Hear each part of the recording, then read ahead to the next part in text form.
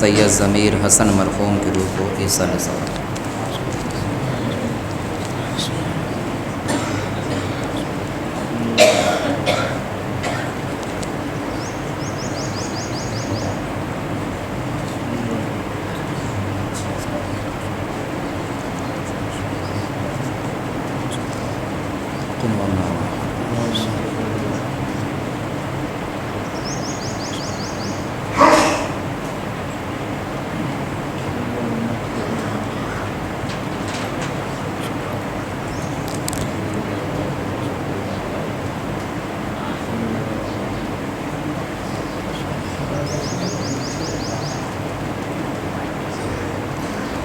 لا حول ولا قوة إلا بالله العلي العظيم حسبنا الله نعم الوكيل نعم المولى ونعم النصير أعوذ بالله من الشيطان اللعين الرجيم بسم الله الرحمن الرحيم الحمد لله رب العالمين والصلاة والسلام على أشرف الأنبياء والمرسلين سيدنا ونبينا وشفيعنا وحبيب قلوبنا وطبيب نفوسنا مولانا ومولى الثقلين محبوب رب المشرقين والمغربين إمام القبلتين سيدنا في الدارين جد الحسن والحسين أبي القاسم محمد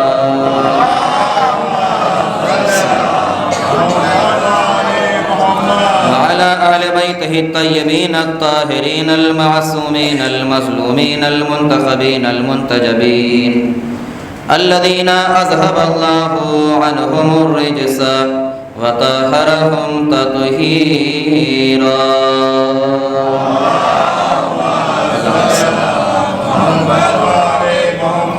ولعنة الله على أعدائهم وغاصبي حقوقهم ومنكري فضائلهم ومصائبهم وسخاوتهم وشجاعتهم وأمانتهم وصداقتهم وعظمتهم وعطشهم ومحافلهم ومجالسهم أجمعين من الآن إلى قيام يوم الدين أما بعد فقد قال الله الحكيم في كتابه الكريم وهو أصدق الصادقين وقوله الحق بسم الله الرحمن الرحيم إن الذين آمنوا وعملوا الصالحات أولئك هم خير البرية صلوات پڑھیں پر محمد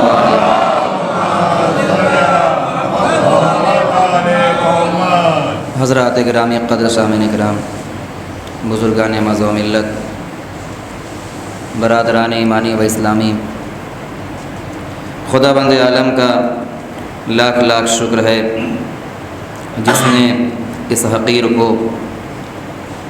حضرات محمد و آل محمد کا تذکرہ کرنے کا عظیم شرف عطا فرمایا۔ یقیناً اس بات پر اللہ کا جتنا شکر ادا کیا جائے کم ہے کہ اس نے ہمارے دلوں میں کائنات کے سب سے بڑے عظیم امیر انسان کی محبت ڈالی ہے۔ میں ایک جملہ اکثر و بیشتر دوستان میں احباب میں برادران میں تذکرہ کرتا رہتا ہوں کہ اگر کسی کو اللہ کا شکر ادا کرنا ہے تو اللہ کا شکر 3 مرحلے پر جتنا زیادہ ادا کریں وہ کم ہے۔ پہلا مرحلہ یہ ہے اس بات پر شکر ادا کیا جائے کہ اللہ نے ہمیں اور آپ کو انسان بنایا ہے۔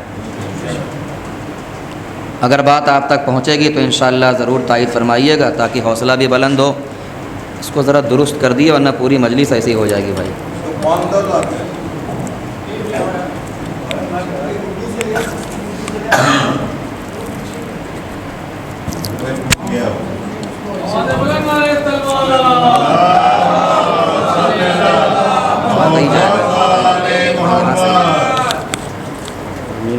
دیا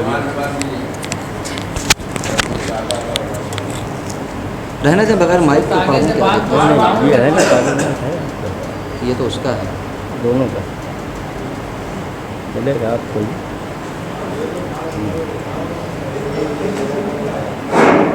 ایک صلوات اور پڑھیے بر محمد والے محمد.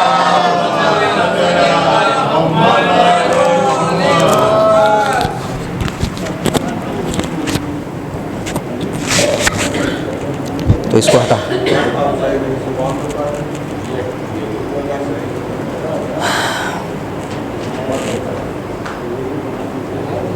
رکھے توفیقات میں اضافہ فرمائے اور آپ کے اس آنے کے اجر کو اللہ دو گنا فرمائے. اس کے سلامتی کے لیے ایک اور صلوات پڑھیے بر محمد والے. تو میں عرض یہ کرنا چاہتا ہوں, گزارش یہ کر رہا تھا کہ کچھ مرحلے ایسے ہیں کہ جس پہ ہمیں اللہ کا زیادہ زیادہ شکر ادا کرنا چاہیے. تو بات یہاں تک پہنچی تھی کہ اللہ کا شکر اس بات پر جتنا زیادہ ادا کیا جائے کم ہے کہ اللہ نے ہمیں اور آپ کو انسان بنایا ہے. لفظوں کی ذرا گہرائی تک پہنچنے کی کوشش کریے گا تو انشاءاللہ لطف اندوز ہوں گے. اور دوسرا شکر اللہ کا اس بات پر ادا کرنا چاہیے کہ اللہ نے ہمیں اور آپ کو مسلمان بنایا ہے. توجہ ہے. اور سب سے بڑا شکر ہم سب کو اس بات پر ادا کرنا چاہیے کہ اللہ نے ہمیں مسلمان کے ساتھ ساتھ حسین کا عزادار بنایا ہے. ایک صلوات تو پڑھے پر محمد والے محمد.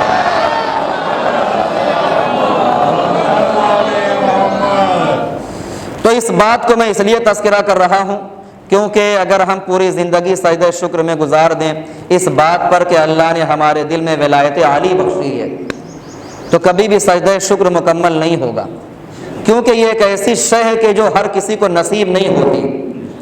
اس کو حاصل کرنے کے لیے طیب و طاہر ہونا شرط ہے. قرآن مجید کی ایک آیت ہے بسم اللہ الرحمن الرحیم لا یمسہ الا المطہرون کہ اس قرآن کو چھونے کے لیے صاحب طہارت ہونے کی شرط ہے. قرآن کو چھونے کے لیے پاک و پاکیزہ ہونے کی شرط ہے. اچھا مجھے بتائیں کیا ہمارے یہاں صرف ایک قرآن ہے؟ نہیں, ہمارے یہاں دو قرآن ہیں. ایک قرآن صامت ہے, ذرا میرے طرف متوجہ رہیں, ایک قرآن صامت ہے اور ایک قرآن ناطق ہے. اب میں یہاں سے آزماؤں گا کہ کس کے دل میں کتنا زیادہ ولائے امیر ہے, کون علی کی باتوں پہ زیادہ بولنا چاہتا ہے اور کون سن کے اور کون خاموش رہ کے ملی سننا چاہتا ہے. لیکن اس کے پہلے ایک جملہ یاد رکھیے, برا مت مانیے گا کہ اور دیگر مقامات پہ بولنا پتہ نہیں ثواب ہے یا نہیں ہے. واحد جگہ ہے فرش اعضا جہاں پہ واہ واہ کرنا بھی ثواب ہے, سبحان اللہ کرنا بھی ثواب ہے, ہاتھوں کا اٹھانا بھی ثواب ہے. اور اتنا یاد رکھیے گا میرے عزیزو کہ جو یہاں پر علی کے لیے بولتا ہے علی قبر میں اس کے لیے بولتا ہے. تو اس لیے ہمیں یہ ذہن میں رکھنا چاہیے کہ جو قرآن کہہ رہا ہے کہ اس قرآن کو چھونے کے لیے, اللہ کی کتاب کو چھونے کے لیے طہارت کی شرط ہے. دو قرآن ہیں, ایک قرآن صامت ایک قرآن ناطق. یہ تو قرآن صامت کا قانون سمجھ میں آ گیا کہ اس قرآن کو تب تک آپ نہیں چھو سکتے جب تک پاک و پاکیزہ نہ ہو جائیں. دل چاہتا ہے جملہ عرض کر دوں آپ کی پاک و پاکیزہ سماعت میں کہ اتنا یاد رکھیے گا, قرآن صامت کو چھونے کے لیے بدن کی طہارت کی شرط ہے. کون سمجھ رہا ہے میرے عزیزو؟ بلکہ اور واضح کروں کہ قرآن صامت کو چھونے کے لیے بدن کا پاک ہونا ضروری ہے اور قرآن ناطق کو چاہنے کے لیے نسل کا پاک ہونا ضروری ہے. ایک اور صلوات پڑھیں محمد والے. گزارش کر رہا ہوں ذرا صاحب حضرات اگر آگے آ جائیں گے تو بڑی مہربانی ہو جائے گی کیونکہ زیادہ مجمع بھی نہیں ہے, تو قریب ہو کر کے بیٹھیں. ایک اور صلوات پڑھیں بر محمد والے محمد. تو آپ غور فرما رہے ہیں کہ محبت علی بہت بڑی دولت ہے. ہر شے کا سودا کر لیں لیکن کبھی بھی علی کی محبت کا سودا نہیں کیا جا سکتا, اس لیے کہ ہماری تاریخ بڑی مظلومیت کی تاریخ رہی ہے. ہماری تاریخ بڑی مظلومانہ تاریخ رہی ہے. کون علی کو ہم سے جدا کرنا چاہتا ہے؟ کون ہمیں علی سے جدا کرنا چاہتا ہے؟ اتنا یاد رکھیے گا, اگر ہم علی سے جدا ہونے والوں میں سے ہوتے تو اسی وقت جدا ہو جاتے جب ہمیں زندہ دیواروں میں چنایا گیا تھا، جب ہمارے خون کا گارا بنایا گیا تھا، جب ہمیں سولی پہ چڑھایا گیا تھا۔ لیکن جب زمانے قدیم میں اتنی مظلوم تاریخ میں ہم علی سے الگ نہیں ہوئے تو پھر آج علی سے الگ کیسے ہو سکتے ہیں؟ بس اتنا یاد رکھیے گا، زمانہ بدلتا جائے گا، حاکم کے نام بدلتے جائیں گے، فطرتیں وہی نظر آئیں گی، خصلتیں وہی نظر آئیں گی۔ ارے میں کیا کہہ رہا ہوں، ذرا پہنچنے کی کوشش کریے۔ فطرتیں وہی نظر آئیں گی، خصلتیں وہی نظر آئیں گی، عادتیں وہی نظر آئیں گی۔ اگر آج کے بھی زمانے میں نام بدل کر کے کوئی ابن زیاد کے مزاج کا ہے تو آج کے بھی زمانے میں ہماری صفوں میں میثم تمار کا ہونا ضروری ہے۔ بھائی میں کیا کہہ رہا ہوں، ذرا غور فرمائیے اور ایک جملہ لیتے جائیے اور جس سے چاہیے تو کہہ دیجیے گا۔ اتنا یاد رکھیے، ہم میثم بنے ہیں تو میثم بنے رہنے دو، ہمیں مختار بننے پر مجبور نہ کرو۔ اس لیے کہ میثم ہے تو میثم تمار رہنے دیجیے۔ اگر ہم مختار بن جائیں گے تو زمانہ بدلنے لگے گا، اگر ہم مختار بن جائیں گے ہمارے عادات بدلنے لگیں گے، ہمارا نظریہ بدلنے لگے گا، ہمارا انداز بدلنے لگے گا۔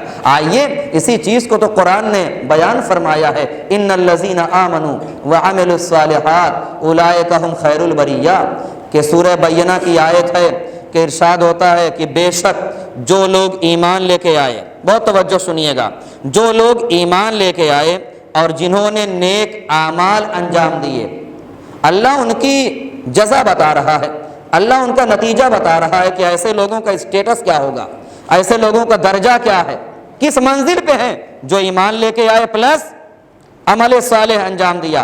یعنی کہ اللہ کی نظر میں صرف ایمان کافی نہیں ہے، بلکہ اور واضح کر دوں، آپ نہیں بولیں گے تو کون بولے گا؟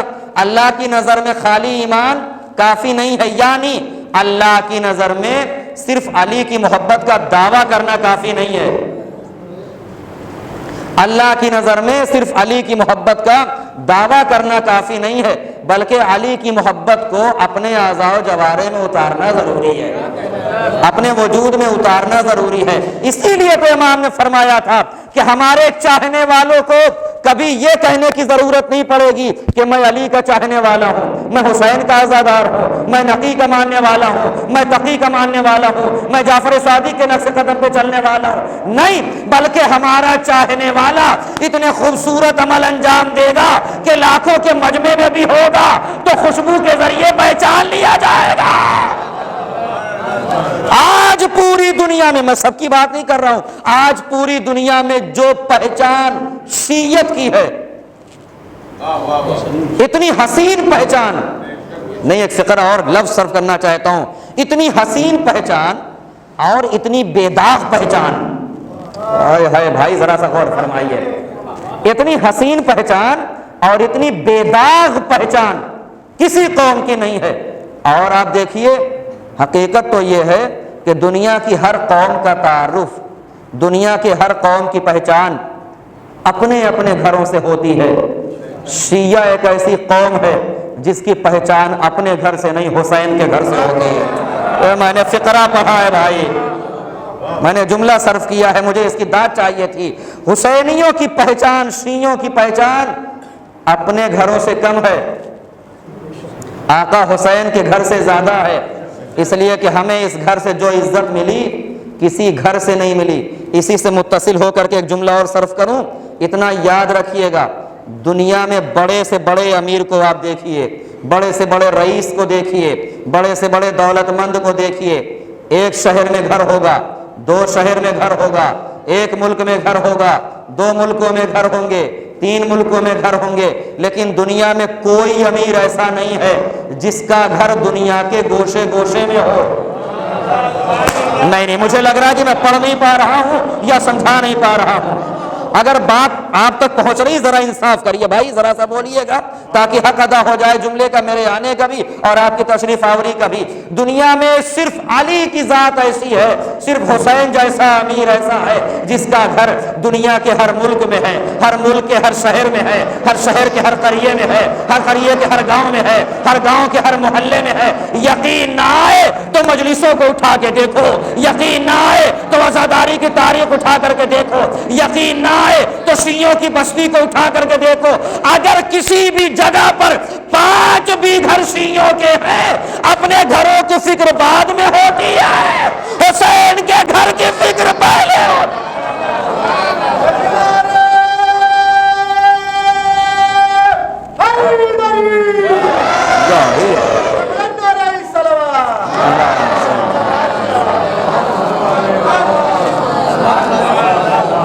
بے شک جو لوگ ایمان لائے، ایمان کی منزل یہ ہے لبیک یا حسین کی، لیکن صاحب عمل کیا ہے؟ وَعَمِلُوا الصَّالِحَاتِ۔ اصغر مہدی تمہارے دل میں تو ولی ہیں، کبھی زبان سے، ہاتھ سے، نگاہ سے، وجود سے علی نظر آئیں کہ نہیں؟ تو قرآن اگر صرف ایمان کی بات کرتا تو بات تمام تھی۔ قرآن نے کہا نہیں، ان الذین آمنوا وعملوا الصالحات، بے شک جو لوگ ایمان لے کے آئے اور جنہوں نے نیک اعمال انجام دیے، اولئک ہم خیر البریہ، یہ قرآن کی باتیں ہیں، میری بات نہیں ہے۔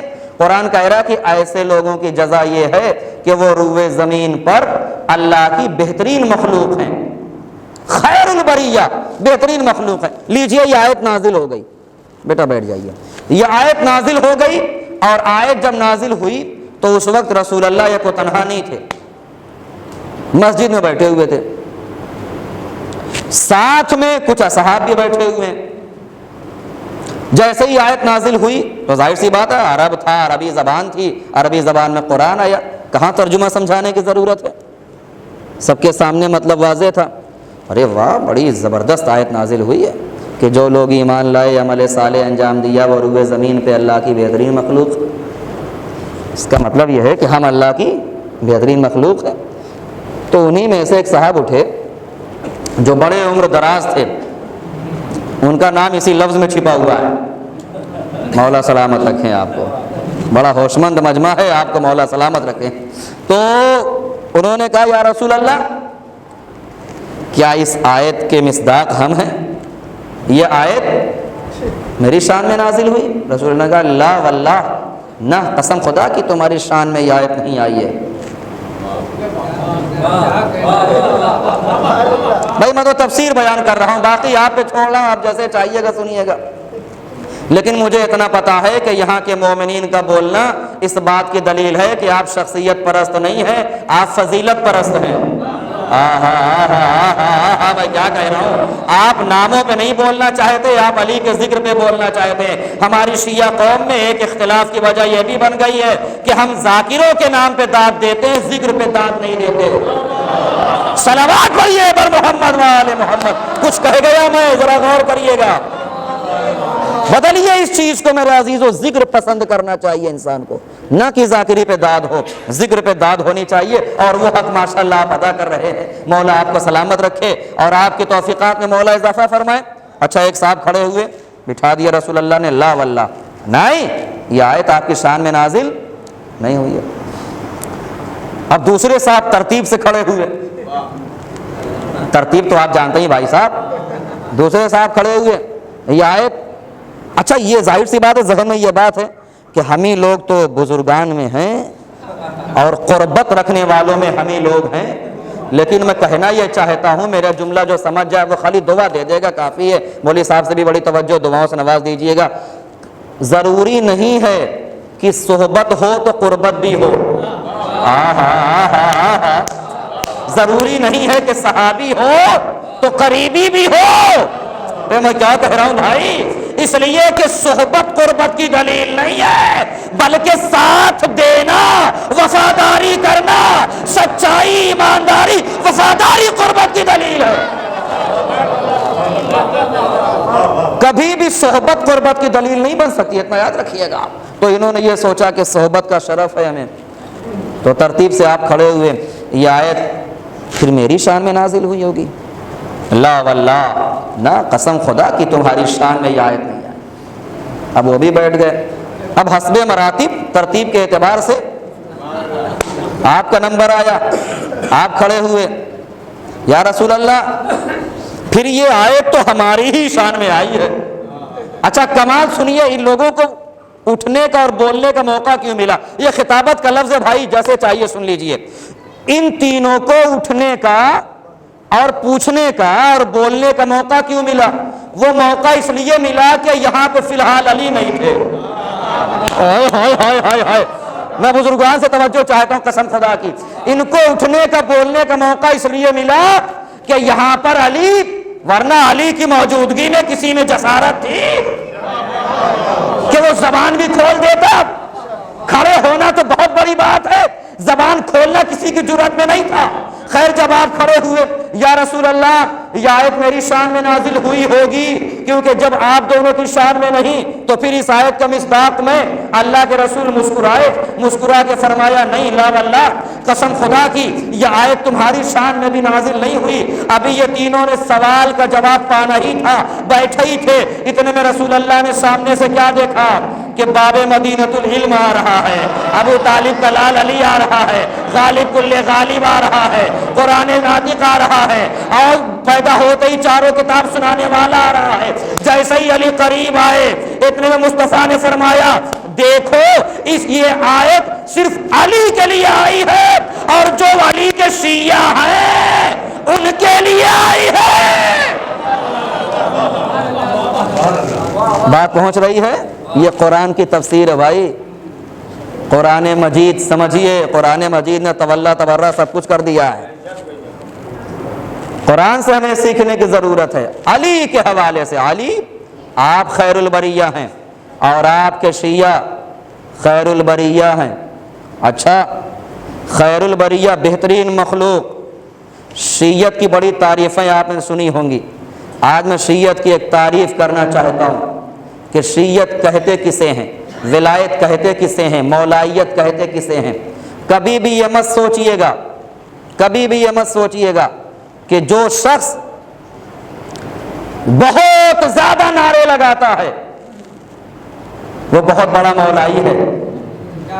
بڑی معذرت کے ساتھ عرض کر رہا ہوں، کبھی بھی یہ مت سوچئے گا کہ جو بہت آگے دکھ رہا ہے وہ بہت بڑا مولائی ہے اور جو پیچھے ہے وہ مولائی نہیں ہے۔ شیعت اور مولائیت کی پہچان غدیر میں ہو گئی ہے۔ ایک نیا اینگل ہے جو میں پیش کرنا چاہتا ہوں، ہزاروں لاکھوں دفعہ سنی ہوئی بات ہے۔ شیعت اور ولایت کی پہچان غدیر کے میدان میں ہو گئی ہے۔ وہ کس طریقے سے ہوئی؟ رسول اللہ نے فرمایا جو پیچھے رہ گئے ہیں ان کا انتظار کرو، جو آگے رہ گئے ہیں انہیں پیچھے بلاؤ۔ کچھ سمجھ میں آ رہی میری بات؟ جو پیچھے رہ گئے ان کا انتظار، جو آگے رہ گئے انہیں پیچھے بلاؤ۔ یعنی کہ رسول اللہ بتانا یہ چاہتے ہیں کہ آج سے ولایت کا حقیقی مفہوم یہ ہے کہ مولائی وہی کہلائے گا جو نہ اس مرکز سے آگے بڑھے، میں نے پہلے ہی کہا ایک نیا اینگل ہے قسم خدا کی، جو نہ اس مرکز سے آگے بڑھے نہ اس مرکز سے پیچھے رہے، بلکہ جو شخص علی کے مقام پر کھڑا رہے۔ اب تو سارا مسئلہ ہی ختم ہو گیا کہ اخباری کون ہے، اصولی کون ہے۔ ارے بھائی جہاں علی ہے وہاں پہ کھڑے رہو، وہی حقیقی شیعہ ہے، حقیقی مولائی ہے۔ ایک سارا بات پڑھیے بر محمد والے بلا وجہ کا جھگڑا، قسم خدا کی بلا وجہ کی بحث مباحثہ جھگڑا ہے یہ اس چیز کا جو ہمارے درمیان تصادم پھیلا رہا ہے۔ اس کی پہچان رسول نے کرا دی کہ حقیقی مولائی وہی ہے کہ جہاں پہ علی ہے، اور وہ علی کون ہے، علی کہاں ہے؟ من کنت مولا فہذا علی۔ نہج البلاغہ تو سب پڑھتے ہیں، نہج البلاغہ میں اپنے چھوٹے بھائیوں کے لیے عرض کروں، نہج البلاغہ جو ہے صرف کتاب نہیں ہے، میرے مولا کا گلشن ہے، باغیچہ ہے۔ کبھی بھی اس نے اتر کے دیکھیے کہ کیسے کیسے پھول کھلے ہوئے ہیں۔ اس نہج البلاغہ میں کتنے خوشبودار پھول موجود ہیں، اس میں اترنے کی ضرورت ہے، اس میں سیر کرنے کی ضرورت ہے۔ اسی میں میرے مولا نے فرمایا کہ بولو تاکہ پہچانے جاؤ۔ المرء مخبوء تحت لسانہ، انسان اپنی زبان کے نیچے چھپا ہوا ہے، جب بولتا ہے تب پہچان ہوتی ہے عالی ظرف بول رہا ہے کہ کم ظرف بول رہا ہے، تہذیب یافتہ بول رہا ہے یا غیر مہذب بول رہا ہے، تعلیم یافتہ بول رہا ہے یا ان پڑھ بول رہا ہے۔ अभी तक लोग ये समझते थे, एक डिफिनेशन कर रहा हूँ कि अनपढ़ उसे कहते हैं जिसे पढ़ना लिखना नहीं आता। नहीं, मैंने इस चीज को बहुत शेयर किया, यहाँ भी कहना चाहता हूँ, अनपढ़ उसे नहीं कहते मेरे भाई जिसे पढ़ना लिखना ना आए। अनपढ़ उसे कहते हैं जिसे हक को हक और बातिल को बातिल कहना ना आए। अरे मैं कुछ कह गया। अनपढ़ की हकीकी पहचान यही है कि देख तो रहा है हक, मुंह फेर रहा है, जानता तो है बातिल फिर भी साथ दे रहा है। उससे बड़ा जाहिल कौन है? इल्म हासिल करना आलिम होने की दलील नहीं। मैं क्या कह रहा हूं जरा गौर फरमाइएगा। इल्म हासिल करना आलिम होने की दलील नहीं है, इल्म की रोशनी में हक तक पहुंचना। एक उसूल याद रखिएगा, बड़ी बात कर रहा हूं, एक उसूल याद रखिएगा। अंधेरे में चलना है तो दो ही रास्ते हैं, या तो इंसान के हाथ में टार्च हो या उसके पीछे पीछे चले जिसके हाथ में टार्च हो। अरे बच्चा मैं क्या कह रहा हूं जरा गौर फरमाइएगा। ना तो अपने हाथ में टार्च है, ना किसी ऐसे के नक्शे कदम पे चल रहे हैं जिसके हाथ में रोशनी हो, तो फिर जाहिर सी बात है गड्ढा आएगा तो गिरेंगे हम ही, तबाही हमारे ही ऊपर आएगी, बर्बादी हमारे ही सर आएगी। क्यों? इसलिए कि हमें अंधेरे में रोशनी की जरूरत थी, हमने रोशनी का इंतजाम नहीं किया। कुछ लोग सिर्फ इसलिए तबाह होंगे, ना तो वो इल्म हासिल कर सकते हैं, ना किसी आलिम के साथ चल सकते हैं। दो ही रास्ते बताए गए। इसीलिए उलमाए इस्लाम ने बयान किया है कि अली को मशअले राह बनाओ। अली जैसा आलिम कौन है? अली जैसा इमाम कौन है? तो बोलो, मेरे मौला ने कहा, ताकि पहचाने जाओ। यूट्यूब पर मेरा एक जुमला पड़ा हुआ है, मैं एक जुमला कहता हूं, मैंने बनारस में कहा था। हमने कहा सुनिए, बुरा मत मानिएगा, होटलों पर बोलना, बल्कि और वाज़े कर दूं, होटलों पर बेमकसद बोलना। अली ये नहीं कह रहे कि वहां बोलो, होटलों पर बेमकसद बोलना कोई सवाब नहीं है। फर्शे अज़ा पे अली का नाम सुन के सिर्फ सुभान अल्लाह कह देना। हदीस सुनाऊं आपको, अपने मतलब के लिए नहीं, आपके इल्म के लिए, जो लोग नहीं जानते हैं। इरशाद होता है, जो शख्स एक मर्तबा सुभान अल्लाह कहता है, एक दफ़ा जो शख्स सुभान अल्लाह कहता है, अल्लाह दरख्त में उसके लिए एक पेड़ लगा देता है। और उस पेड़ का असर क्या? आपने अगर कोई पेड़ खरीदा तो बताइए, सिर्फ पेड़ ही तो आपका होगा या ज़मीन भी आपको मिल जाएगी? कहीं से कानून ये कहता है कि मौलाना साहब आपने खरीदा तो पेड़ भी आपका, ज़मीन भी आपकी? नहीं ना। कि देखिए रसूल अल्लाह क्या कह रहे हैं कि अगर किसी ने सुभान अल्लाह कहा तो उसे जन्नत में एक दरख्त मिलेगा, और उस दरख्त के साए में जितनी जगह आएगी सब हमारे हिस्से में आएगी। तो इतना बड़ा सवाब है सुभान अल्लाह कहने का। जनाब इब्राहीम उलुल अज़्म पैगंबर हैं, परवरदिगार से कह रहे हैं, परवरदिगार तू मुझे दिखा कि तू मुर्दों को कैसे जिंदा करता है। अल्लाह ने कहा, वलम तुमिन, क्या तुम्हारा ईमान इस बात पे नहीं है? काला बला, कहा क्यों नहीं? कहा फिर क्यों देखना चाहे तो, जब ईमान है तो? कहा लियतमइन्ना क़ल्बी, इसलिए देखना चाहता हूँ कि तू मुर्दों को कैसे जिंदा करेगा, ताकि मेरा दिल मुतमईन हो जाए, मेरे दिल को इत्मीनान हो जाए। तो पता चला कि इब्राहीम जैसा नबी ईमान है, देखना चाहता है इत्मीनान के लिए। हम जैसे खुतबा भी यही चाहते हैं, ईमान और यकीन तो है कि बात आप समझ रहे हैं। सुभान अल्लाह सिर्फ इसलिए कहलवाना चाहते हैं ताकि दिल हमारा मुतमईन हो जाए और आप सवाब में शामिल हो जाएं। तो क्या कहा? बोलो ताकि पहचाने जाओ।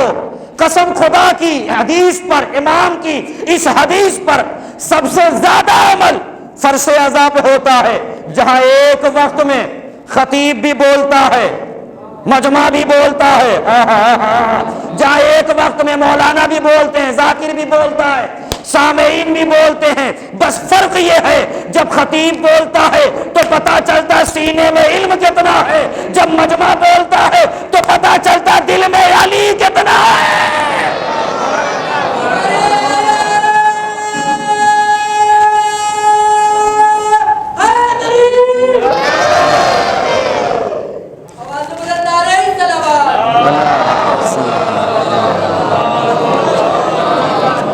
بہت جلدی بات کو آگے بڑھا رہا ہوں میرے عزیزو، بس بات منزل تک پہنچنے والی ہے۔ آپ اتنا یاد رکھیے گا کہ علی کو چاہنے کے لیے شرط اول ہے کہ انسان کا خون طیب و طاہر ہو، انسان کی نسل پاک و پاکیزہ ہو۔ آج کے زمانے میں ولایت کو محفوظ کرنا بہت بڑی ذمہ داری ہے، اور خود اصلی مولائی ہونا بہت بڑی چیز ہے، اس لیے کہ یہ تو پہچان ہے نسل کے طہارت کی، یہ تو پہچان ہے نسل کی پاکیزگی کی۔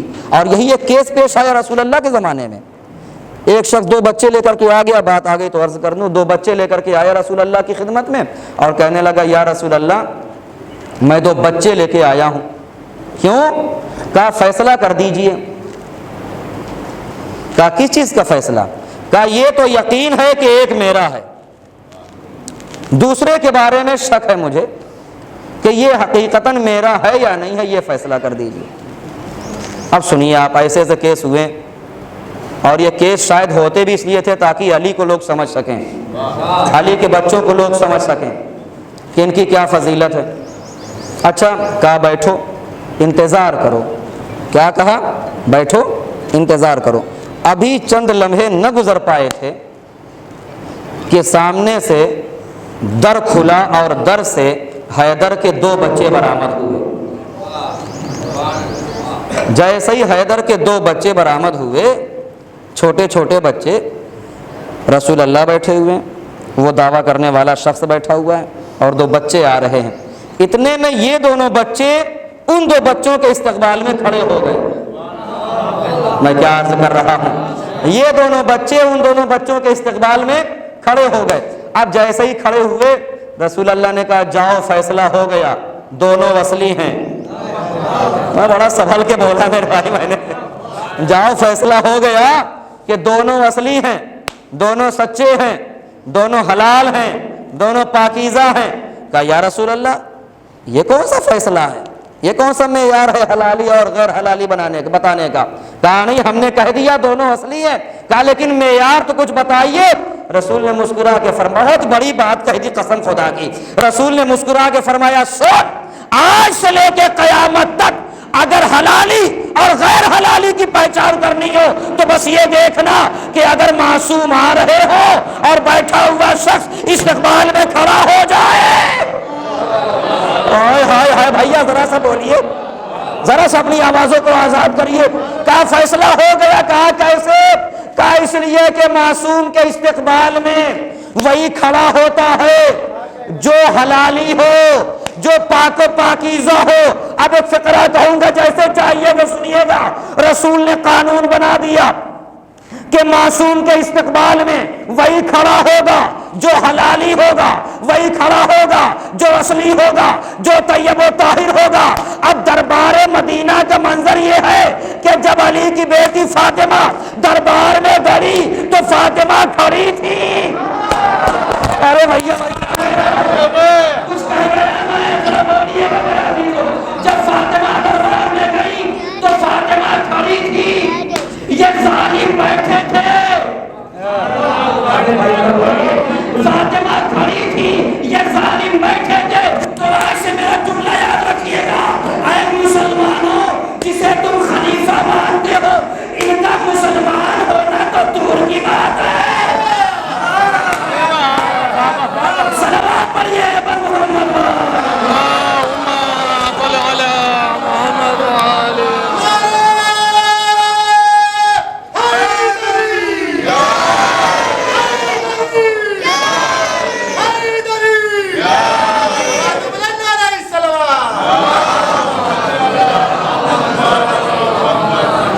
جس کے بچے ہوں گے علی کے بچوں جیسے۔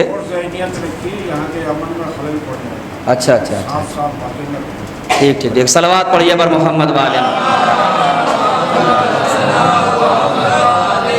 اب آپ غور فرمائیے، کس کے بچے ہوں گے علی کے بچوں جیسے؟ کس کا خاندان ہوگا علی کے خاندان جیسا؟ کس کا قبیلہ ہوگا علی کے قبیلہ جیسا؟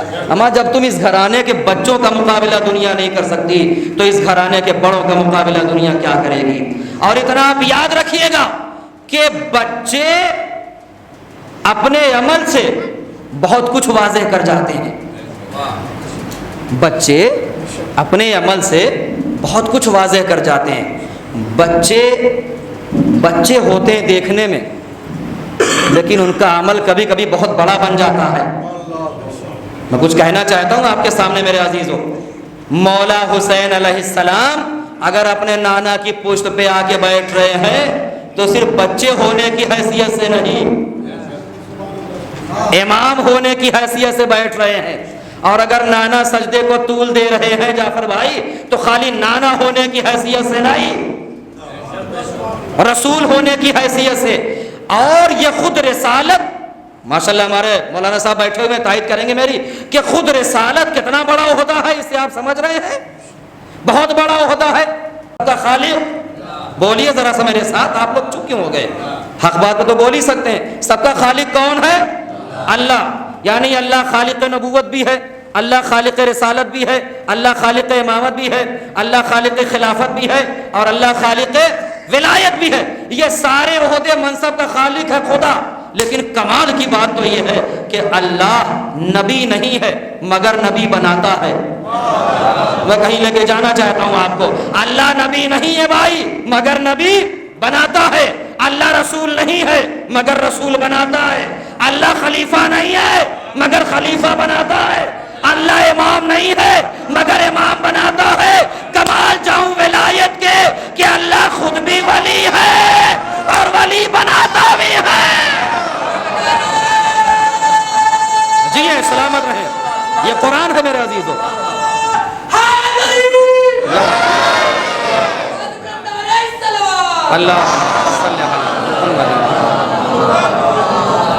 اللہ ولی ہے بھی، اللہ ولی بناتا بھی ہے. بس بات تمام ہو رہی ہے. الا ان اولیاء اللہ لا خوف علیہم ولا هم يحزنون. جو اللہ کا ولی ہوگا اس کے اندر نہ تو خوف نظر آئے گا ولا هم يحزنون، نہ ان کے اندر حزن و ملال نظر آئے گا. کس کے اندر؟ اللہ کے ولی کے اندر. علی ہیں اللہ کے ولی. اب ذرا سا آیت کو ملائیے گا. جس کے اندر ولایت ہوگی اس کے اندر خوف نہیں، جس کے اندر ولایت ہوگی اس کے اندر حزن و ملال نہیں. اب کوئی ہم سے یہ نہ کہے کہ علی کی ولایت کی دلیل دو. اما میں یہاں سے علی کی ولایت ثابت کرتا ہوں کہ اس آیت کے نظریے سے علی کی ولایت کی سب سے بڑی دلیل یہ ہے کہ اگر علی میدان جنگ سے ڈرے تو ولی نہیں ہے، لیکن اگر میدان میں چلا جائے اور یہ کہے کہ ابو طالب کے لال علی کو کوئی خوف نہیں ہے موت سے، چاہے میں موت پر جا پڑوں یا موت مجھ پر آ پڑے. جزاک اللہ.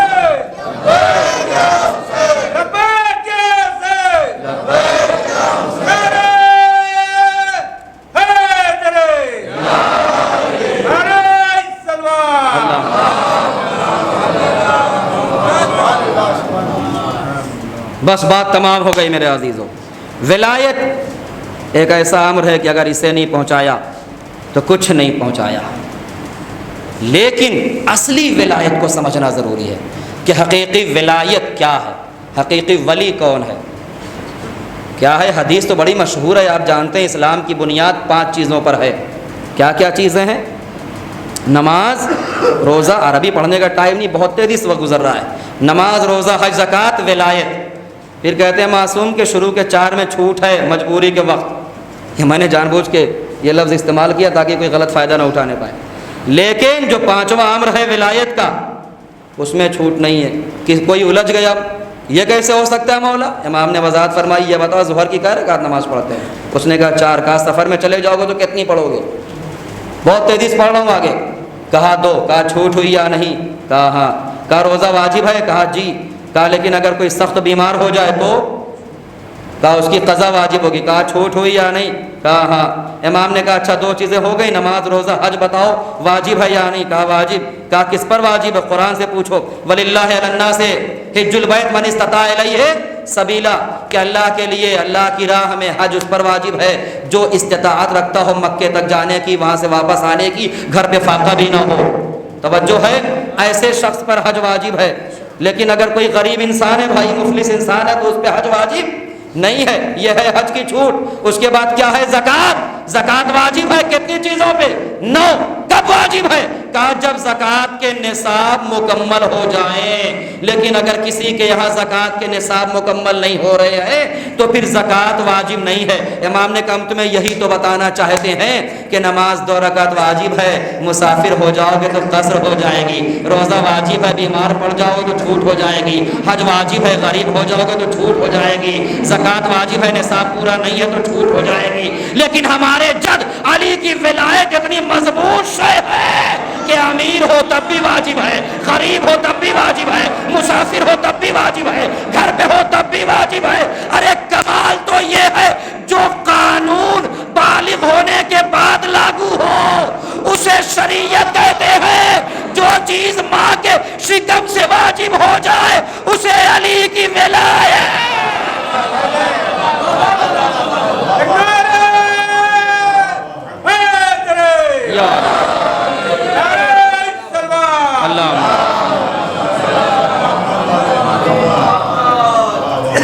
مولا میرا آنا قبول فرمائیں، آپ کی حاضری قبول فرمائیں۔ ہم کو ملتی ہی نہیں تیرے فضائل کی حدیں، لوگ کہتے ہیں کہ ہم حد سے بڑھا دیتے ہیں، بڑھایا اسے جاتا ہے جو کبھی گھٹا ہوا ہو۔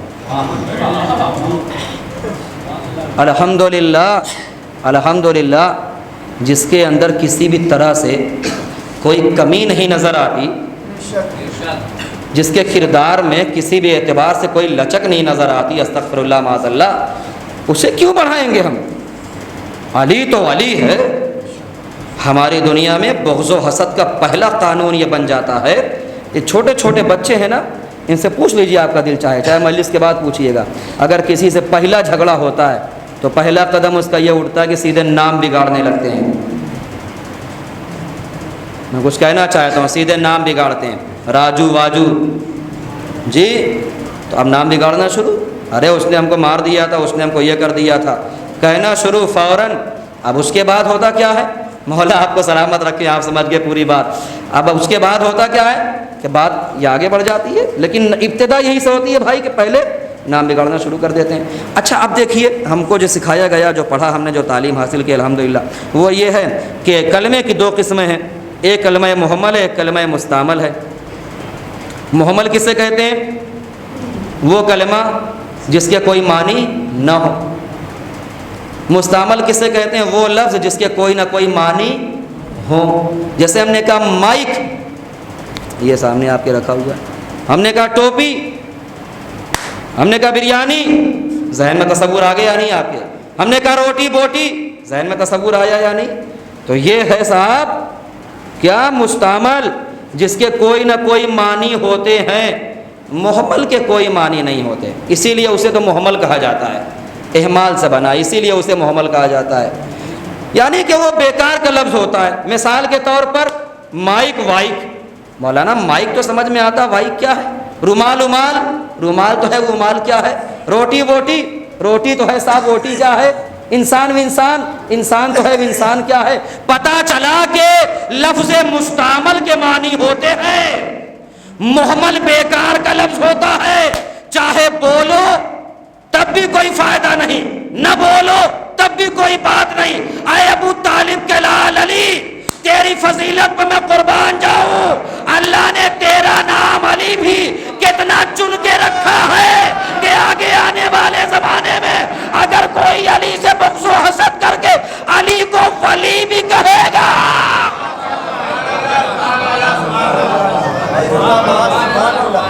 کہو علی کو ولی۔ ہم تو مانتے ہی ہیں کہ علی علیہ السلام ولی ہیں، تو وہی کہے گا جو خدا کہلوانا چاہتا ہے۔ الحمدللہ اللہ نے ہمیں ایسے مذہب پہ پیدا کیا ہے جس میں ایک سے بڑھ کے سب ایک امام ہے، ہماری جانیں ان پہ قربان ہو جائیں۔ درس کی ضرورت ہے، درس حاصل کرنے کی، عبرت حاصل کرنے کی ضرورت ہے۔ جس علی کا یہ کمال ہے کہ اس کے جیسا کوئی نہیں، اس کے شیعوں کو بھی ہم لوگوں کو یہ سوچنے کی ضرورت ہے کہ ہم تعلیم کے میدان میں، عمل کے میدان میں اس مقام پہ نظر آئیں کہ ہم سے بڑھ کے کوئی نہ ہو، جو ہماری زبان کہے وہی ہمارے اعضاء و جوارح کے، ایسا نہ ہو کہ دونوں میں اختلاف ہو جائے، زبان کچھ کہے عمل کچھ کہے۔ تو علی والا دور کی بات ہے، مومن ہونا دور کی بات ہے، منافق کی صف میں انسان نظر آتا ہے۔ توجہ ہے؟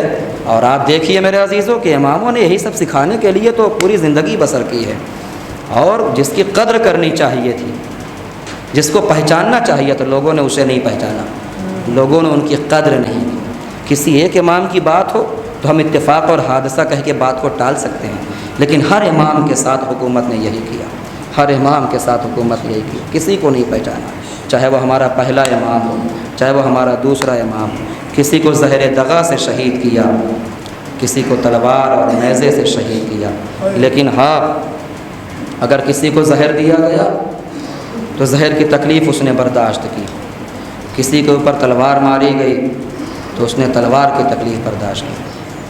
اللہ اکبر۔ غریب نینوا مظلوم کربلا حسین ابن علی، آپ کو صرف تلوار سے نہیں شہید کیا گیا، روایت تو یہاں تک کہتی ہے جس کے پاس کچھ بھی نہیں تھا وہ جھولیوں میں بھرے ہوئے پتھر امام پہ مار رہا تھا۔ سیدہ کا لال یک اترا پشت فرس پہ ڈگمگا رہا تھا۔ اچانک ایک آواز آتی ہے،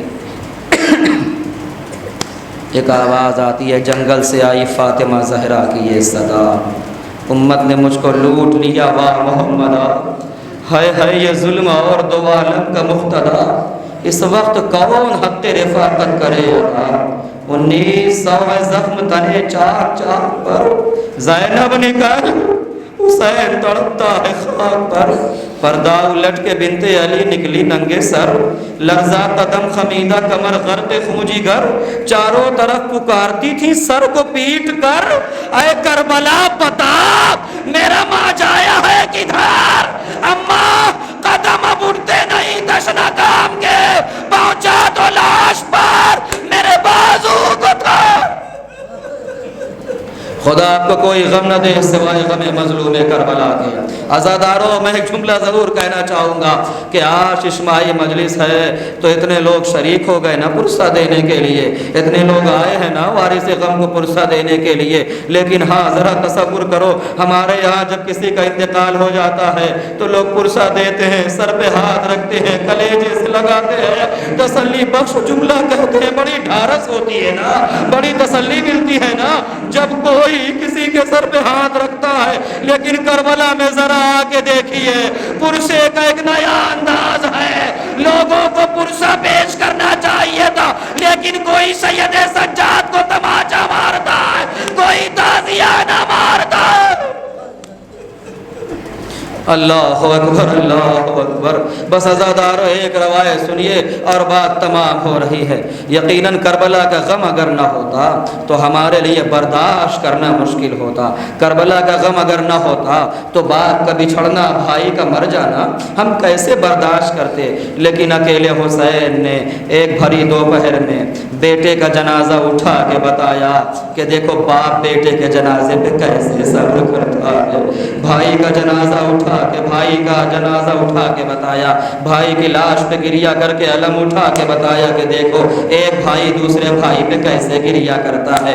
لیکن ہاں عزادارو کبھی بھی آپ اس طرح سے سوچئے کہ آپ کو حسین کتنا چاہتے ہیں، آپ کو حسین کتنا چاہتے ہیں، بہت روئیں گے آپ اگر بات سمجھ گئے، آپ کو حسین کتنا چاہتے ہیں۔ جب انسان بہت بڑی مشکل میں ہوتا ہے نا تو سب سے پہلے اسے یاد کرتا ہے جسے وہ بہت چاہتا ہے، جسے وہ بہت زیادہ محبت کرتا ہے۔ کربلا میں حسین سب کے لاشیں اٹھا چکے، سب سے آخر میں علی اصغر کا جب لاشا اٹھایا تو حسین نے کسی اور کو نہیں اپنے شیعوں کو یاد کیا۔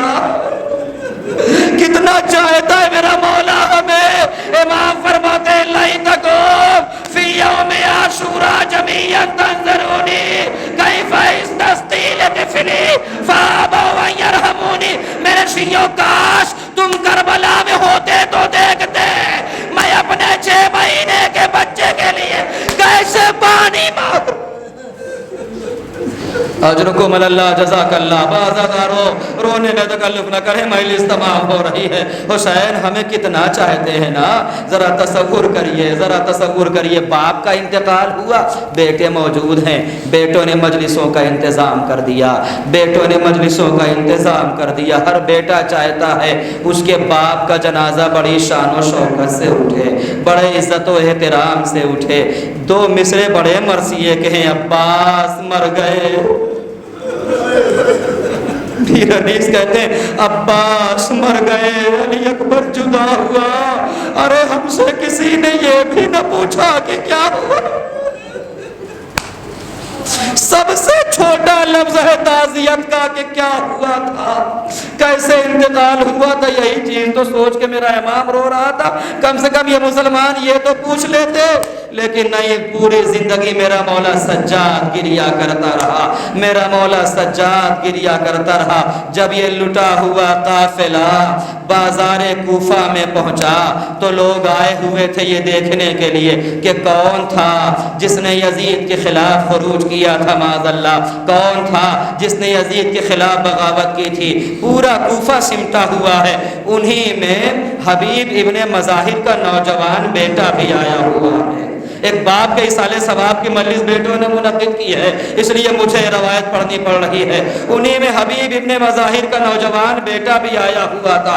جب وہ آتا ہے تو عجیب و غریب منظر دیکھتا ہے، وہ یہ دیکھتا ہے کہ آگے آگے نیزوں پر شہیدوں کے کٹے ہوئے سر بلند ہے، پیچھے پیچھے اونٹ پر بے مکنا و چادر سیدانیاں بٹھائی ہوئی ہیں۔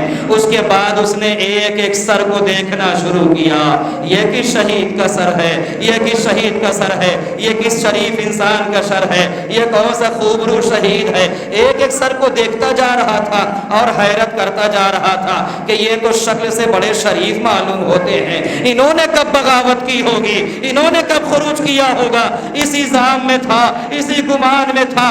دیکھتے دیکھتے اس کی نگاہوں نے کیا دیکھا، ایک ظالم کے ہاتھ میں نیزہ ہے اور اس نیزے کی بلندی پر میرے بابا حبیب کا سر۔ بس یہی تک مجھے لے کے آنا تھا، اللہ سب کے باپ کا سایہ سروں پہ باقی رکھے۔ اس نے کیا دیکھا، نیزے کی بلندی پر میرے بابا کا کٹا ہوا سر۔ رہا نہ گیا، جذبات تھے نہ آگے بڑھا۔ آگے بڑھنے کے بعد ظالم سے نیزہ چھینتا ہے اور ایک جملہ کہتا ہے، او ظالم، ارے جس کے بیٹے زندہ ہو اس کے باپ کا سر، جس کے بیٹے زندہ ہو اس کے باپ کا سر نو کے نیزہ پہ نہیں جاتا۔ جیسے ہی مولا سجاد نے سنا، زنجیروں میں کانپنے لگے، کربلا کا رخ کیا۔ اے میرے بابا، حبیب کے بچانے والے آ گئے، لیکن بابا معاف کریے گا، آپ کا نوجوان بیٹا ہاتھوں میں ہتھکڑیاں، پیروں میں۔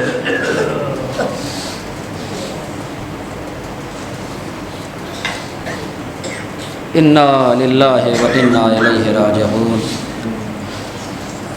وسیعلم الذین ظلموا ای منقلب ینقلبون۔ اللہم ارزقنا زیارت قبر الحسین فی الدنیا وشفاعت الحسین علیہ الصلاۃ والسلام فی الآخرہ۔ یا اللہ اس مجلس سے عزت قبول فرما، ہم نے جو پریشان حال ہم کی پریشانیوں کو دور فرما، ہم سب کے نیک دلی حاجات کو پورا فرما۔ یا اللہ تو مزارات مقدسہ کی حفاظت فرما۔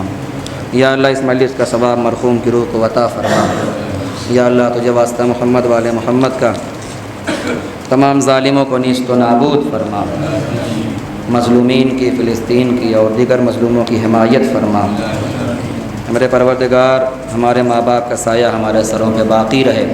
تو غفار الذنوب ہے، تمام مومن مومنات مرحومین کی، ہم سب کی، ہمارے ماں باپ کی بھی مغفرت فرما۔ ہمارے نماز روزوں کو اپنی بارگاہ میں شرف قبولیت عطا فرما۔ یا اللہ تیرا نام دوا ہے، تیرا ذکر شفا ہے، میرے معبود تمام مریضوں کو بحق بیمار کربلا شفا کامل و عاجل عطا فرما۔ جن لوگوں نے دعاؤں کی درخواست کی میرے معبود سب کو شفا عطا، ان کی آرزوؤں کو، نیک خواہشات کو پورا فرما۔ حجات آخر کے ظہور میں تعجیل فرما، ہم سب کا شمار حضرت کے آوان و صاحب۔ گزارش ایک مرتبہ سورہ حمد اور 3 مرتبہ سورہ اخلاص کی تلاوت فرما کر مرحوم سید ابن حسن صاحب، ابن سید ضمیر حسن صاحب مرحوم کی روح کے ساتھ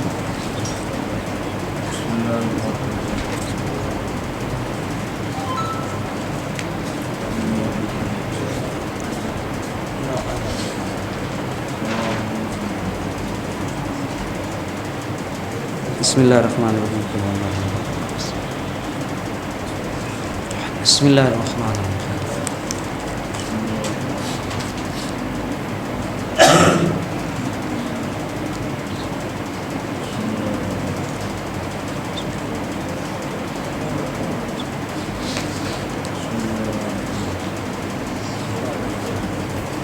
اللهم صل على محمد وعلى محمد ربنا تقبل منا انك انت السميع